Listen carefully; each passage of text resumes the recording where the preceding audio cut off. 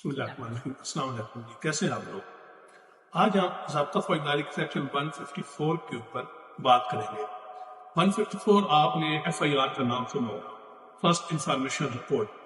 Section 154 جو ہے وہ ایف آئی آر کے متعلق بنیادی قانون فراہم کرتا ہے۔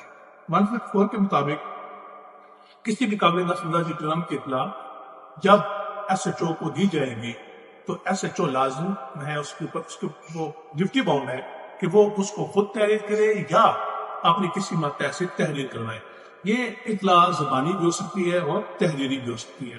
زبانی ہوگی تو ایس ایچ او خود یا اپنے ماتحت سے لکھوا رہا ہے تو اطلاع دینے والے کو لکھنے کے بعد وہ پڑھ کے سنائی جائے گی اور اس کا دستخط اور نشان ملک حاصل کیا جائے گا، اور اس ایف آئی آر کا اندراج ایک خاص بک میں کیا جائے گا جس کو ایف آئی آر بک یا رجسٹر نمبر 1 کہا جاتا ہے۔ اس کے علاوہ اس کا خلاصہ روز نامچہ میں بھی درج کیا جاتا ہے۔ ایف آئی آر بنیادی طور پہ ایک قانونی مشینری کو حرکت میں لانے کے لیے ہے۔ ایف آئی آر پولیس کو تفتیش کرنے کا اختیار فراہم کرتی ہے۔ ایف آئی آر ہرگز مطلب یہ نہیں ہے کہ ایک دفعہ ایف آئی آر درج ہو گئی ہے تو اب آپ نے لازماً فوری طور پہ ملزم کو ہی گرفتار کرنا ہے۔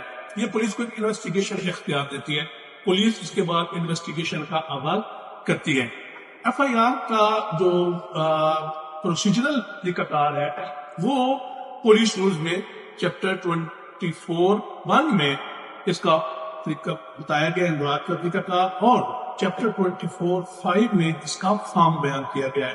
جب ایف آئی آر کا جو ہے اندراج کیا جائے تو اس کے تمام خانے احتیاط کے ساتھ اور مکمل طور پر فل کرنی چاہیے۔ ایف آئی آر میں بنیادی طور پہ وقوع کے حالات و واقعات، اس کے علاوہ شدید گواہان، موسمی حالات، ملزم کا نام، اور اگر ملزم نامعلوم ہے تو اس کا حلیہ میں اندراج کرنا چاہیے۔